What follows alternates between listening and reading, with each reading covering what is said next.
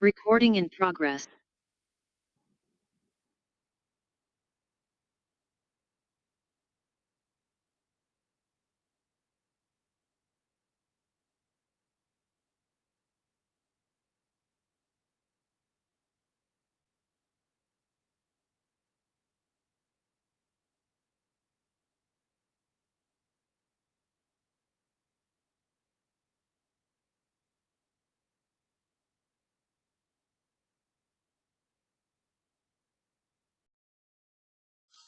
Muy bien, buenas noches.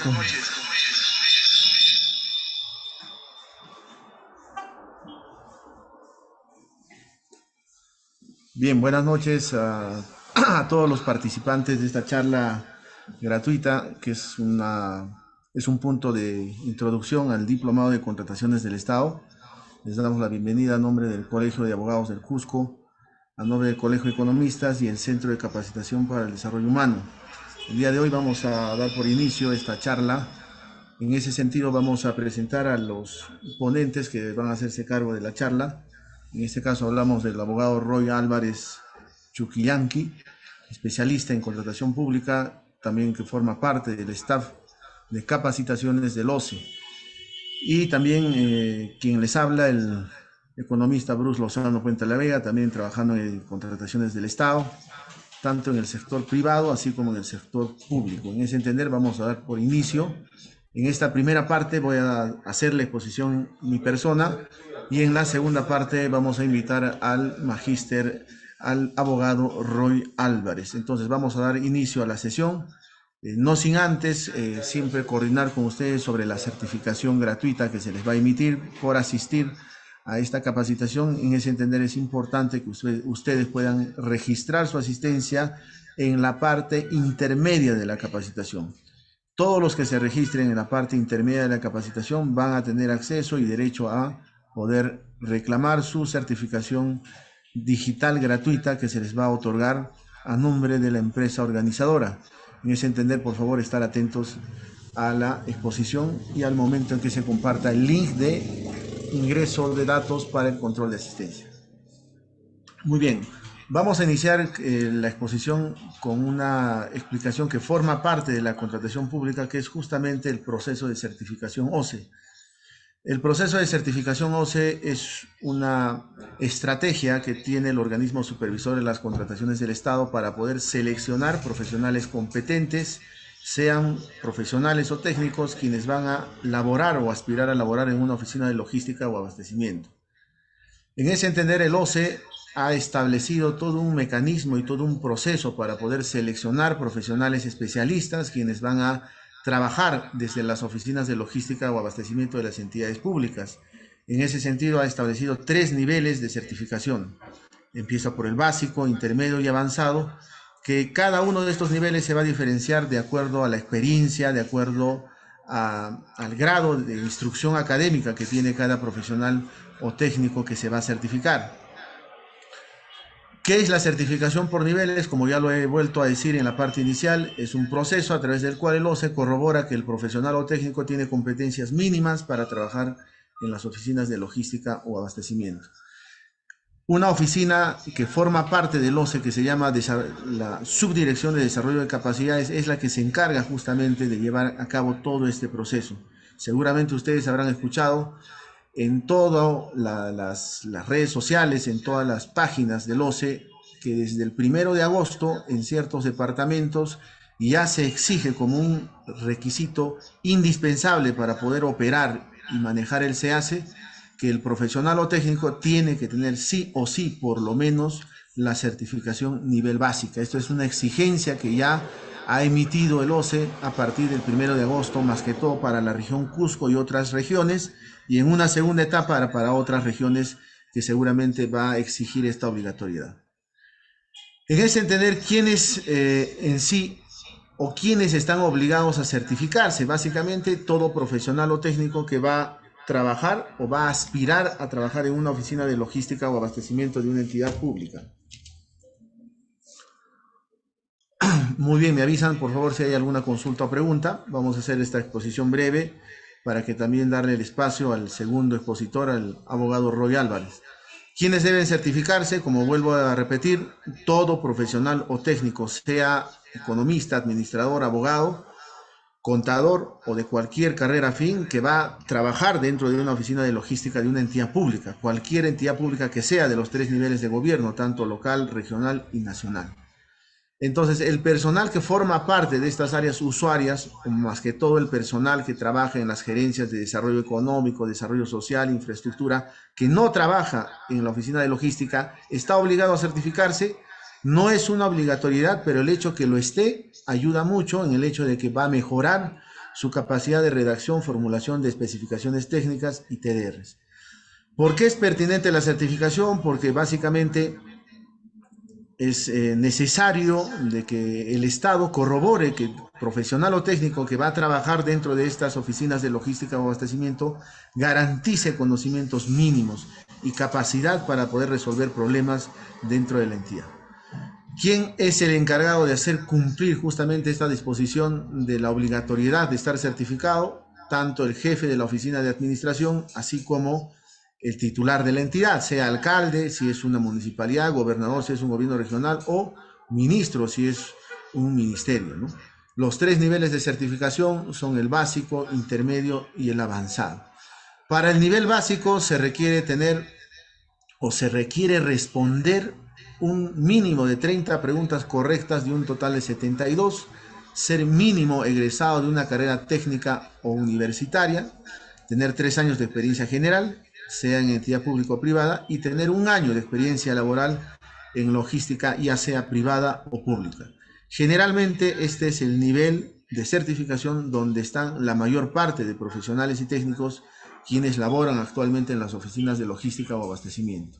Para el nivel intermedio se requiere responder el examen que cada profesional o técnico debe dar, 43 preguntas correctas de un total de 72, ser mínimo bachiller universitario o título profesional técnico, tener 5 años de experiencia en general y 2 años de experiencia laboral relacionada a la contratación pública. Para el nivel avanzado se requiere aprobar un mínimo de 58 preguntas correctas de un total de 72, ser mínimo bachiller universitario y tener como mínimo título profesional técnico. Tener 7 años de experiencia general y 4 años de experiencia relacionada a la contratación pública. ¿Qué criterios o los parámetros que determina el OCE a través de la Subdirección de Desarrollo de Capacidades? ¿Cómo se asumen esos parámetros o de dónde se origina, ¿no? Justamente el ente rector en el Sistema Nacional de Gestión de Recursos Humanos, que es la Autoridad Nacional de Servicio Civil, Servir, ha establecido los parámetros mínimos que el OCE debe hacer respetar para poder seleccionar a aquellos profesionales y técnicos que van a laborar o que van a aspirar a laborar en las oficinas de logística o abastecimiento, ¿no? Cualquier persona que cuente con los requisitos y desea alcanzar el nivel avanzado o el nivel intermedio, ¿lo puede hacer directamente? Sí, siempre y cuando cumpla con los parámetros y requisitos, ¿no? Una vez que las personas, profesionales o técnicos, logran la certificación, deben permanecer un mínimo de 2 años, ¿no? O sea, su certificación, una vez aprobado y una vez haber subido los documentos al sistema integrado de la certificación de acuerdo a niveles SICAN, debe tener mínimo 2 años, o sea, el tiempo de duración de la certificación le va a durar 2 años. Luego de pasado ese tiempo tiene que volver a revalidar su certificación, ¿no? Si hay alguna consulta o pregunta, me comunican, por favor. Ahora, ¿cuáles son los pasos para que cualquiera de ustedes, que seguramente hay estudiantes de últimos semestres que ya van a obtener su constancia de egresado, no necesitan obtener el grado de bachiller? Ojo que para el nivel básico solamente necesitan tener la constancia de egresado, con lo cual la experiencia general puede ser inclusive anterior al nivel académico mínimo, solamente que en la experiencia específica, que es un año de experiencia en logística pública o privada, ahí sí deben corroborar que haber trabajado en una oficina de logística de una entidad pública, sea como cotizador, asistente, o haber laborado en una empresa privada en el área o un área relacionada a almacén o logística. ¿Cuáles son los pasos para poder certificarse? Lo primero, que ustedes paguen una tasa administrativa, ¿no? La tasa administrativa en ese entender es 72 soles, de acuerdo a la última modificación del TUPA del OCE. Eso ustedes lo pueden pagar en cualquier entidad bancaria, sea BCP, Banco de la Nación, o también en la plataforma de pagalo.pe utilizando el código 03988. El pago tiene una vigencia de 90 días y el pago lo deben realizar utilizando el número de vuestro DNI, ¿no? El TUPA vigente del OCE fue aprobado por el Decreto Supremo 106-2020 y entró en vigencia a partir del 29 de mayo y es el que rige actualmente las tasas que ustedes pagan tanto para obtener el RNP, para pagar la tasa de certificación y otros servicios que presta el OCE. El costo de la tasa, 72 soles, ¿no?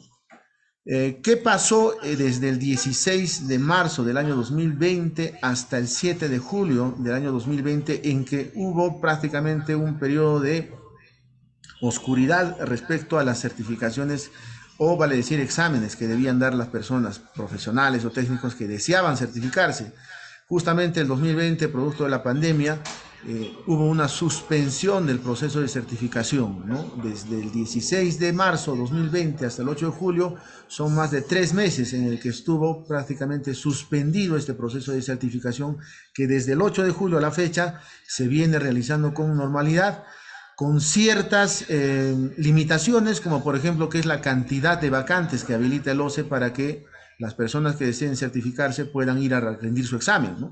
En muchos departamentos ha habido esa debilidad en el sentido que no había cupos, no había espacios para que muchas personas que deseaban dar su examen no lograban una fecha y hora de examen que el OCE debía asignarles. Hoy en día, ya en muchas regiones, el mismo OCE ha gestionado espacios más amplios, con mayores máquinas. Inclusive ustedes saben que el examen se da en equipos de cómputo, es en una laptop o un equipo de escritorio, y en ese entender la capacidad de la sala de cómputo tiene que ser adecuada para poder dar vacantes disponibles.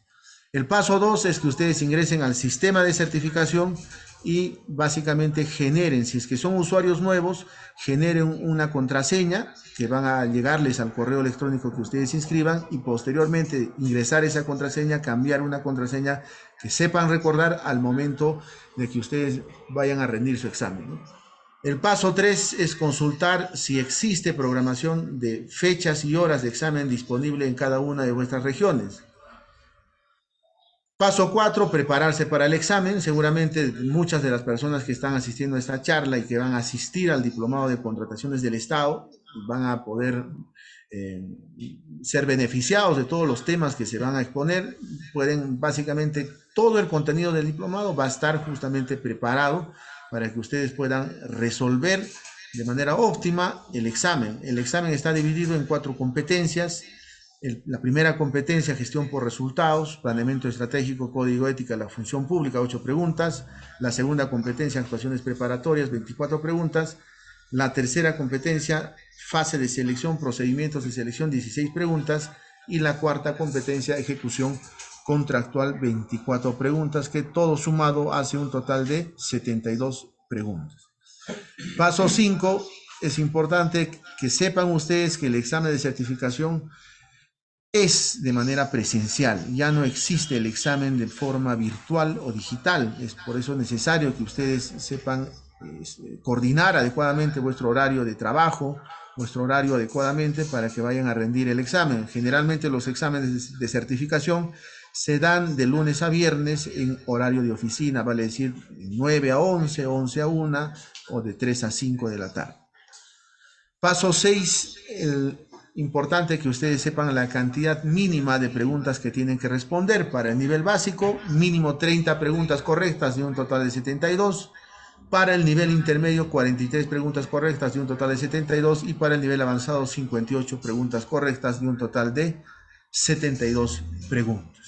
Una vez que ustedes aprueben el examen, tienen que preparar los documentos que van a acreditar vuestra experiencia general, vuestra experiencia específica, así como también la experiencia en logística pública o privada. El lugar a rendir examen va a ir en la línea del lugar de residencia que ustedes ingresen al momento de llenar el formulario. Muy bien, ¿cómo se asigna la fecha, sede y hora de examen? De acuerdo a la dirección que ustedes digiten en el formulario, ¿no? Alcances importantes para el examen de certificación OCE. Ustedes tienen que ir con vuestro usuario y contraseña para acceder al sistema. Vuestro usuario generalmente es vuestro DNI y la clave de acceso, la clave que ustedes determinen. Es importante comprender que ustedes no pueden hacer uso de ningún material de apoyo, sea fichas, hojas, folletos o el mismo compendio de la ley y reglamento de contrataciones del Estado. ¿En qué consiste el examen? Es un cuestionario de 72 preguntas, con cada pregunta con 4 opciones, 4 alternativas, cuya dificultad está directamente relacionada al nivel de certificación al cual aspiren. La cantidad de respuestas correctas se deberá obtener de manera de acuerdo al nivel de preparación con el que vaya cada uno de ustedes, ¿no? Competencias, las competencias están determinadas. Quien dirige todo este proceso de certificación es la Subdirección de Desarrollo de Capacidades del OCE, ¿no? Que es la que lleva a cabo y la que maneja el sistema inclusive de certificación, que es el SICAM, ¿no? La directiva actual de certificación es la directiva 02-2020, certificación de los profesionales y técnicos que laboren en los órganos encargados de las contrataciones, que daría lo mismo decir logística o abastecimiento de las entidades públicas. Esta directiva fue publicada el 16 de febrero del año 2020, ¿no? Y está enmarcada en el artículo 54 de la ley 30.225, que establece básicamente que el Consejo Directivo del OCE es el órgano máximo que debe emitir este tipo de normas o directivas que van a regir en la contratación pública, ¿no? Es importante que esta directiva está vigente desde el 29 de mayo del 2020 hasta la actualidad, que tiene como finalidad regular la certificación de los profesionales y técnicos que laboren en los órganos encargados de las contrataciones, ¿no? Para contribuir a garantizar que la gestión de la contratación pública sea eficiente y competente para las entidades del Estado. Entonces acá tenemos el objeto de la certificación por niveles: establecer criterios y procedimientos para la implementación del proceso de certificación, cautelar, respaldar el desarrollo del proceso de certificación y promover la optimización de los servicios que prestan las entidades públicas. La directiva es de aplicación obligatoria para todas las entidades públicas, ¿no? Toda declaración, importante, ¿no? La directiva establece que toda documentación e información que ustedes alcancen luego de haber aprobado el examen tiene carácter de declaración jurada, y esto es corroborado, ¿no? Bajo el principio de presunción de veracidad, ¿no? De acuerdo a los lineamientos que maneja la Subdirección de Desarrollo de Capacidades. Y también enmarcado esto en la ley 27444, ley del procedimiento administrativo general. Muy bien, esta matriz explica y resume básicamente cuáles son los criterios, requisitos y parámetros del proceso de certificación, ya sea a nivel de formación académica, experiencia mínima, experiencia general, experiencia específica. Para el nivel básico, ¿no? Responder correctamente 30 preguntas de 72, ser mínimo egresado, sea de carrera técnica o universitaria, 3 años de experiencia general y 1 año de experiencia en logística pública o privada, que es prácticamente el perfil de la mayor parte de técnicos que trabajan en contratación pública. Nivel intermedio: responder positivamente 43 preguntas de un total de 72, ser mínimo bachiller o título profesional técnico, 5 años de experiencia general y 2 años de experiencia relacionada a contratación pública. Y el nivel avanzado, en el que muy pocas personas o especialistas llegan, está 58 preguntas correctas de un total de 72, ser mínimo bachiller o título técnico profesional, 7 años de experiencia general y 4 años de experiencia relacionada a la contratación pública, ¿no? Y finalmente vamos a hablar de la modificatoria justamente a la directiva de certificación OCE, que se dio este año, por medio de la resolución 16-2023 OCE, Presidencia Ejecutiva, en el que dice: formalizamos la aprobación de la modificación de la directiva 02-2020, certificación de profesionales y técnicos que aspiran a laborar en las oficinas de logística o abastecimiento. ¿Qué se modificó? Se modificaron algunos extremos referente a algunos parámetros, lineamientos, interpretaciones de algunos elementos o requisitos que solicitó o solicita el OCE de acuerdo a este proceso de certificación. Esta modificación a la directiva también se lo vamos a compartir en el caso de las personas que están presentes en el grupo de WhatsApp. Bien, entonces en ese entender ya para poder finalizar esta primera parte de la charla, si es que hay alguna consulta o pregunta de parte de ustedes, caso contrario para poder finalizar la primera parte de la charla.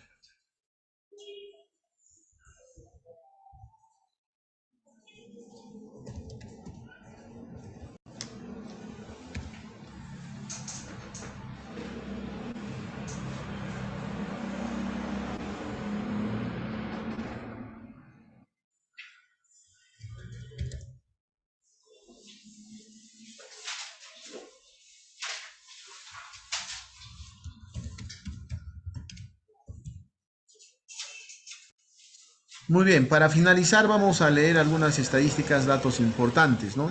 Sacados de la plataforma de este aplicativo Conoce, certificación por niveles, que dice a nivel nacional, dice que 12.706 personas están certificadas, ya sean profesionales o técnicos. En el nivel básico tenemos 8.176, en el nivel intermedio 4.102 y en el nivel avanzado 428 profesionales o técnicos, de los cuales 40% son mujeres o damas, 60% varones, ¿no? El grupo o por grupos etarios, la mayor parte de certificados están en personas de 30 a 34 años, personas de 35 a 39 años y de 40 a 44 años, ¿no? Es el grueso donde está la mayor cantidad de personas certificadas. De acuerdo a niveles de estudio, 7.717 personas son titulados universitarios, 2.336 son bachilleres, 1.120 son con título técnico, 631 son egresados de educación técnica, 417 son egresados de educación universitaria y 169 son suboficiales u oficiales de la Policía Nacional o las Fuerzas Armadas, que también tienen personal, o vale decir, oficiales y suboficiales que trabajan haciendo función logística.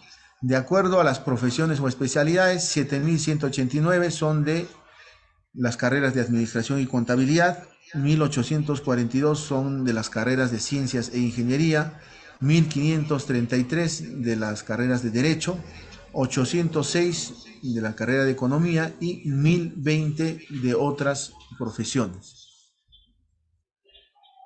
De acuerdo a la cantidad de personas certificadas, 10.207 actualmente trabajan en una entidad pública, 2.180 trabajan en una empresa privada que se supone, que se presupone que son empresas que contratan con el Estado, y 3 personas han declarado no laborar en ninguna entidad, sea pública o privada.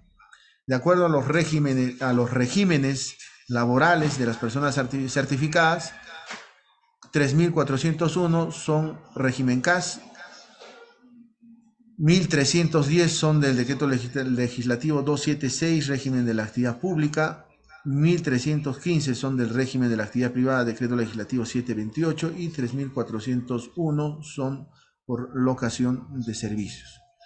De las personas certificadas, actualmente 23% son jefes o responsables de las oficinas de logística y 77% son especialistas, analistas, asistentes en logística pública. ¿En qué nivel de gobierno trabajan? En el nivel de gobierno nacional, ministerios, 4.528 profesionales y técnicos. En el nivel de gobierno local, municipalidades, 2.208 profesionales y técnicos. En el nivel de gobierno regional, 1.764. Y en FONAFE o empresas del Estado, 513 personas o profesionales, ¿no? De las cuales, ¿cuántos trabajan actualmente en oficinas de logística? En ministerios y entidades adscritas, 3.385, en gobiernos regionales, 1.170, en gobiernos locales, 1.499 y empresas del Estado, 414. Muy bien, para finalizar, de las personas certificadas tenemos a 5.017 damas y 7.373 varones. El promedio de edad en mujeres 37 años y el promedio de edad en varones 39.8. Ahora, respecto a las profesiones, tenemos 3.323 mujeres que son tituladas universitarias. En el caso de varones, 4.394. En el caso de bachilleres, 884 damas. En el caso de varones, 1452. La mayor parte de certificadas mujeres trabajan en ministerios, que son 2.299. La mayor parte de certificados varones trabajan también en ministerios, 2.779. De esas mujeres, que son prácticamente 5.017, 16% son jefas o responsables de las oficinas de logística, y en el caso de varones, 1.178 son jefes o responsables de oficinas de logística o abastecimiento. Eso sería todo por parte de esta primera parte de la exposición de la charla del día de hoy. Si es que hubiera alguna consulta o pregunta respecto al tema tratado o algún tema afín, los estaría escuchando. Caso contrario, para poder presentar al siguiente ponente.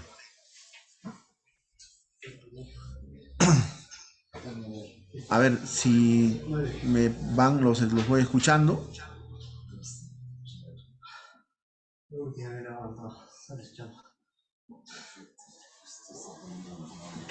Muy bien, entonces, si no hay ninguna consulta o pregunta, vamos a presentar al siguiente ponente. Buenas noches, abogado doctor Roy. ¿Cómo está? ¿Qué tal, Bruce? Buenas noches. Buenas noches, doctor Roy. Entonces, ya pudiera empezar ya la exposición de esta segunda parte de la charla. Gracias. Está bien, gracias. Buenas noches a cada una de las personas que nos acompañan en esta oportunidad. Mi nombre es Roy Álvarez, soy abogado, especialista en contratación pública y tengo el gusto de acompañarlos en esta oportunidad para comentarles algunos aspectos de la contratación pública. Específicamente, me ha tocado referirme a aspectos vinculados a la ejecución contractual. Nos quedan unos minutos, así que vamos a aprovecharlos en poder compartir un poco de experiencias y conocimientos sobre esta fase del proceso de contratación y que sea el motivo también de que puedan ustedes luego inscribirse en el curso que desarrolla tanto el Colegio de Abogados de Cusco, el Colegio de Ingenieros y también el Centro de Capacitación y Consultoría para el Desarrollo Humano. Bien, sin más preámbulo, vamos a iniciar con la exposición, pequeña exposición del día de hoy. ¿Correcto? A ver, vamos a iniciar. Bien, vamos a hablar sobre la ejecución contractual y entiendo de que varios de los que están aquí reunidos están vinculados de una u otra forma a la contratación pública, ya sea que son parte del importante grupo de proveedores del Estado, quienes brindan una prestación a favor de la entidad, o quizás sean parte de alguna entidad pública, ya sea de parte del área usuaria, que en este caso administra los contratos, o de parte del órgano encargado de las contrataciones, que tiene la función de colaborar en la gestión administrativa del contrato. Vamos a ver que para ambos roles, tanto comprador como vendedor, es importante conocer nuestra actual normativa, qué es lo que establece, e también muy importante, las últimas modificaciones. Nuestra norma se ha modificado enormemente. Nuestro actual reglamento, por ejemplo, ha tenido 6 modificaciones importantes. La más extensa, por así decirlo, se ha dado en octubre del año pasado, que ha incorporado, por ejemplo, aspectos vinculados a el perfeccionamiento del contrato. Antes, en líneas generales, se iba hacia el segundo lugar, salvo que sea obra. Ahora es posible ir hasta el cuarto lugar en los demás objetos contractuales. Bien, vamos a iniciar entonces con esta exposición que sea básicamente un preámbulo, una introducción a lo que podemos llevar en este curso que próximamente se va a iniciar. Sabemos que la contratación pública, me gusta graficarlo como esta pista, como esta carretera, que nos lleva a algún lugar. La contratación pública también es el medio que tiene el Estado para poder ejecutar sus actividades, para que el Estado pueda proveerse de los bienes, servicios y obras que requiere, necesita obviamente estas prestaciones. ¿Y cómo las puede adquirir? Pues hay todo un proceso, hay un conjunto de reglas, etapas, procedimientos que tenemos que tener en cuenta, ya sea que seamos proveedores del Estado o entidades contratantes, porque vamos a ver, y lo también desarrollaremos a profundidad en el curso, que existen responsabilidades, tanto por alguno u otro.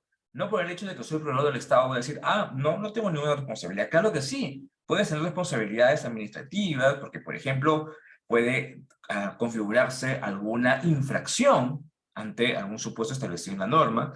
También podrían llegarse hasta responsabilidades civiles y hasta penales. De igual forma, los que trabajamos en una entidad pública también estamos expuestos a ese tipo de responsabilidades, por a veces algunas omisiones o errores que en muchos casos son involuntarios, pero lamentablemente nosotros, basándonos en el principio de legalidad, tenemos que cumplir cada uno de los procedimientos, cada una de las disposiciones que establece nuestra normativa y estar actualizados. Es muy importante, justamente en la exposición anterior, Bruce nos comentaba que recientemente se ha modificado la directiva de certificación y en efecto, a partir de ahora es un requisito obligatorio que quienes tengan certificado CAC también cuenten con la certificación. Se ha iniciado con un plan de determinadas regiones, en quincena de este mes creo que es la fecha máxima para que todos estemos certificados. ¿Y cómo podemos ser certificados? Pues conociendo la normativa y conociendo, en este caso, las últimas modificaciones, porque no podemos darnos el lujo de no estar actualizados. En la contratación pública, en la gestión pública en general, tenemos que estar siempre al día de las últimas modificaciones que impactan en las funciones que desarrollamos. Bien, están poniendo sus correos. Si tienen alguna consulta, lo vamos a ver en la parte final, por favor. Bien, entonces, sabemos que la contratación pública, en el marco de la normativa de contratación del Estado, una contratación dentro del ámbito de aplicación de esta normativa, tiene tres grandes momentos. Estos momentos los denominamos fases del proceso de contratación. Y si queremos vincular esto a la ejecución contractual, este ansiado contrato, y ansiado tanto para el proveedor, porque obviamente encontrará en el Estado una oportunidad de negocio, pero también ansiado para la entidad y para la población, porque la principal beneficiada de esta actividad, esta contratación, tiene que ser la población. La normativa señala que la finalidad pública es mejorar las condiciones de vida de los ciudadanos. La contratación pública es ese medio que tenemos para poder atender estas necesidades. Bien, entonces, ¿qué ocurre en la primera fase? La primera fase se denomina actuaciones preparatorias.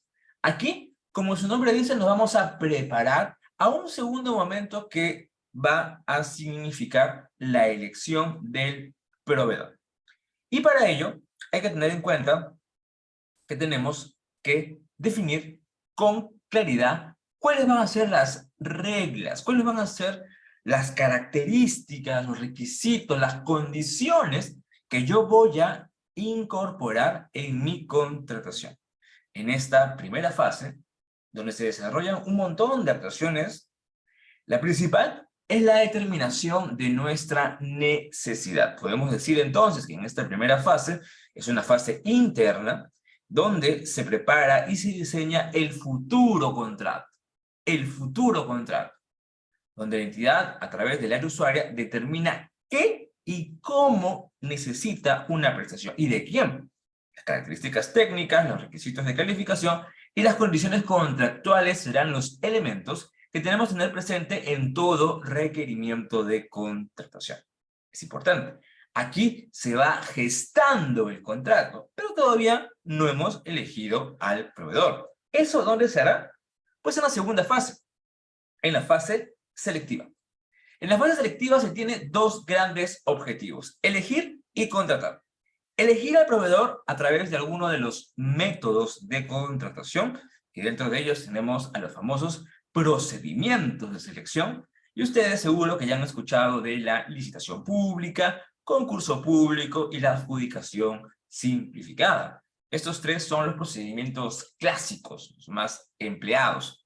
Pero también tenemos otros procedimientos mucho más especializados, como es, por ejemplo, la selección de consultores individuales, la contratación de concurso de proyectos arquitectónicos, por ejemplo. Son procedimientos más especializados y en el desarrollo del curso ahondaremos más sobre ellos. ¿Qué ocurre entonces en esta segunda fase? Es una fase externa, donde ya se da la publicidad de las condiciones de compra y está dedicada al involucramiento con el futuro contratista. Allí, dentro de una preferente pluralidad de proveedores, la entidad elige al mejor, pero esa elección no significa una elección a dedo.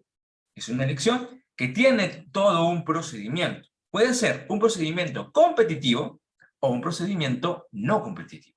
Un procedimiento competitivo será, como su nombre dice, donde habrá una sana competencia. Se convoca el procedimiento y todos los que cumplen las condiciones pueden participar. Por el contrario, un procedimiento no competitivo, le hace las contrataciones directas, es un procedimiento de selección, solo que a diferencia de los anteriores, yo voy a un determinado proveedor. Ahora, el hecho de ir a un determinado proveedor no quiere decir que voy a efectuar las condiciones que yo quiera. No, también hay una serie de procedimientos, una serie de etapas, requisitos que tenemos que cumplir. Pero básicamente aquí elegimos al proveedor y suscribimos el contrato. El perfeccionamiento del contrato determina el fin de esta fase de procedimiento de selección, por ejemplo. Y luego de ello, cuando ya tenemos a nuestro contrato, ya hemos identificado qué queremos, que fueron las actuaciones preparatorias, de quién lo queremos, de este proveedor adjudicado, ambos, al haber suscrito el contrato, se obligan a ejecutar determinadas prestaciones. El contratista entregará el bien, prestará el servicio o ejecutará la obra, mientras que la entidad efectuará el pago, entre otras obligaciones esenciales. Vamos a ver que dentro de este conjunto de actuaciones se desarrolla una contratación pública. Bien, vamos a referirnos ahora a la contratación, específicamente al famoso contrato. ¿Qué es el contrato? El contrato es el acuerdo al que arriba tanto la entidad, la que tiene la necesidad, como el proveedor adjudicado, el que pretende ejecutar esta necesidad para crear, regular, modificar o extinguir una relación jurídica dentro de los alcances de la normativa de contrataciones del Estado. Aquí es posible que el contrato pueda tener dos versiones. Una primera versión llamada contrato original, que es la primera versión del contrato, y podría ser la última también. Pero vamos a ver, es la primera versión que se perfecciona entre, obviamente, la entidad contratante y el proveedor adjudicado, en mérito a las condiciones que se desarrollaron en el procedimiento de selección, por ejemplo. Es decir, es la primera versión que se va a suscribir considerando lo que el postor ha ofertado, considerando el valor, las condiciones, precio, etc. Es el contrato suscrito como consecuencia del otorgamiento de la buena pro y de las condiciones establecidas tanto en la oferta del postor y en las bases integradas. La primera versión. Como digo, podría ser la última, podría ser la única, con eso podría la entidad obtener su necesidad y con eso culminaría con la ejecución de ambas prestaciones, tanto de la entidad como del contratista, es decir, es que ejecuta la prestación, la entidad otorga la conformidad y procede con el pago, con eso culmina la vigencia del contrato. Tenemos entonces una versión del contrato. Pero el contrato no está escrito en piedra. El contrato podría modificarse. Vamos a ver que esta modificación que podría tener un contrato no se da simplemente por antojo del funcionario público, sino se da porque el contrato cumple una finalidad. El contrato no se ha hecho solo porque la entidad pueda ejecutar su gasto. No, el contrato nace con una finalidad, con una razón de ser. Esa finalidad, ese objetivo mediato, va a definir que el contrato pueda ser modificado. Ahora, las modificaciones que se pueden implementar en los contratos suscritos deben ceñirse a lo establecido en la normativa de contrataciones, específicamente el artículo 41 de la ley y los que correspondan en el reglamento. Entonces, doctor, ¿yo puedo modificar un contrato? Sí, se puede modificar un contrato, ya sea para incrementar, reducir la prestación, modificar información referida al plazo, otras condiciones o características de la prestación, e inclusive podría mejorar si fuera un bien o servicio.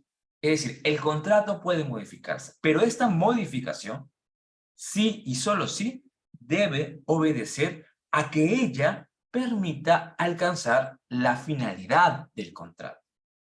Si, por ejemplo, mi finalidad es que la entidad, a través de sus funcionarios y sus empleados públicos, estén comunicados, esa es mi necesidad, ese es mi objetivo mediato. El inmediato sería determinada prestación, podría ser arrendar equipos móviles. El arrendamiento de esos equipos móviles, que será la prestación que va a ejecutar el contratista, está vinculado a una finalidad. La entidad no contrata simplemente porque quiere alquilar esos equipos, sino porque a través de esos equipos, de este objetivo inmediato, va a alcanzar su objetivo mediato, el fin, que será mantener la comunicación, por ejemplo. Y para alcanzar este fin, puede que en la ejecución del contrato, en la vigencia del mismo, se presenten algunas situaciones que puedan variar condiciones. Por ejemplo, yo veo que ahora, de las 100 personas que inicialmente consideré, ahora son 115. Hay mayor necesidad, se incrementa. Y eso ayuda a alcanzar la finalidad. O podría ser al contrario, que disminuye la cantidad. ¿Qué sentido tendría tener equipos que no tengan un destino? Entonces yo puedo adecuar bajo los parámetros de la norma mi contratación siempre que con ello se alcance la finalidad del contrato. Entonces podemos pasar de un contrato original a un contrato modificado o también llamado contrato vigente, que tendrá algunas variaciones, por ejemplo, variaciones en el monto, variaciones en las características, variaciones en los plazos. Entonces tenemos que el contrato puede tener dos versiones. Una versión del contrato original, que podría mantenerse como tal, y también una versión de un contrato vigente, que tendrá diversas modificaciones previstas en la norma, siempre que con ellos alcance la finalidad de la contratación. Es importante saber en qué supuesto nos encontramos, porque por ejemplo, si hablamos de un adicional, ¿hasta cuánto se puede contratar un adicional? ¿Quién me dice? Un adicional hasta el 25% si fuera bienes y servicios. ¿Pero de qué monto? ¿Contrato original o del contrato vigente? Porque vamos a ver que pueden tener montos distintos. Pues la norma, en ese supuesto, establece que corresponde al monto del contrato original. Pero es importante que ustedes sepan que el contrato puede tener estos dos momentos. Bien, estimados, esta era solamente una pincelada, uno de los tantos temas que podemos llevar en este curso que están elaborando los colegios profesionales que les mencioné, y que en esta oportunidad se hace la invitación que puedan ser parte de ellos. Mi nombre es Roy Álvarez y ha sido un gusto poder acompañarlos en esta oportunidad. En ejecución y en los otros temas hay muchos aspectos que todavía no se han desarrollado, como ya sea uno de los tantos temas que podemos desarrollar, y si tienen alguna pregunta, con todo gusto.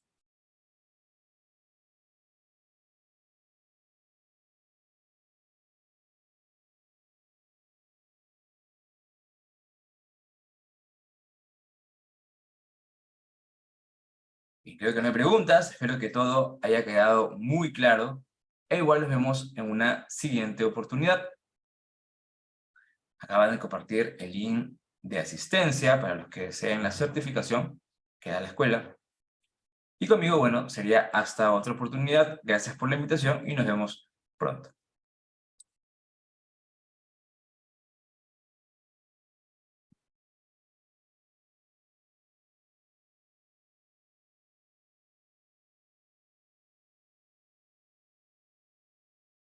Muchas gracias, doctor Roy. Les decimos a los participantes que ingresen al link de control de asistencia para poder emitir la certificación digital gratuita.